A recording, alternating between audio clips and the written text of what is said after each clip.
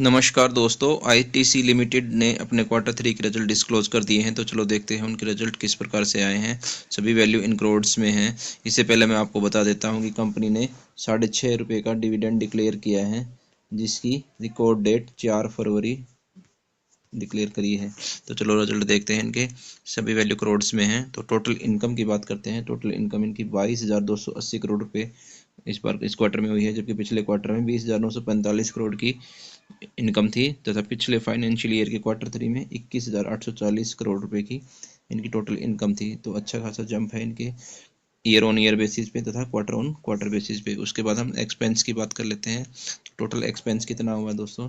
Total expense 15,274 crore रुपए का निकल के आया है, जबकि पिछले क्वार्टर में 14,413 करोड़ रुपए का टोटल एक्सपेंस था, और पिछले फाइनेंशियल के क्वार्टर थ्री में 15,000 रुपये का इनको एक्सपेंस हुआ था। तो खर्चे में भी बढ़ोतरी हुई है ईयर ऑन ईयर बेसिस पे तथा क्वार्टर ऑन क्वार्टर बेसिस पे। उसके बाद हम प्रॉफिट बिफोर टैक्स की बात कर लेते हैं। तो प्रॉफिट बिफोर टैक्स कितना निकल के आ रहा है दोस्तों? 6754 करोड़ रुपये निकल के आ रहा है, जबकि पिछले क्वार्टर में 6536 करोड़ रुपये था, जबकि पिछले फाइनेंशियल क्वार्टर थ्री में 6978 करोड़ रुपये का प्रॉफिट बिफोर टैक्स निकल के आ रहा है इनका। तो हम देख रहे हैं कि प्रॉफिट बिफोर टैक्स में गिरावट हुई है ईयर ऑन ईयर बेसिस पे, तथा क्वार्टर ऑन क्वार्टर पे बढ़ा है थोड़ा सा। तो उसके बाद हम प्रॉफिट फॉर द पीरियड की बात कर लेते हैं। प्रॉफिट फॉर द पीरियड कितना हुआ इनको?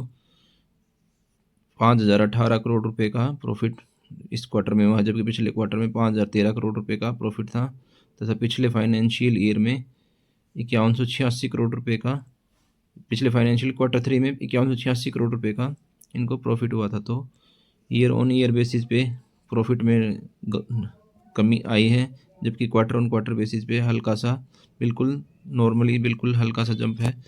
उसके बाद हम ईपीएस की बात कर लेते हैं। ईपीएस कितना निकल के आ रहा है?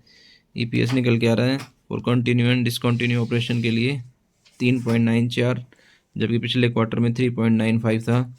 उससे पिछले फाइनेंशियल क्वार्टर थ्री में 4.9 का निकल के आ रहा है। तो हम देख रहे हैं कि ईयर ऑन ईयर बेसिस पे ईपीएस में भी गिरावट आई है।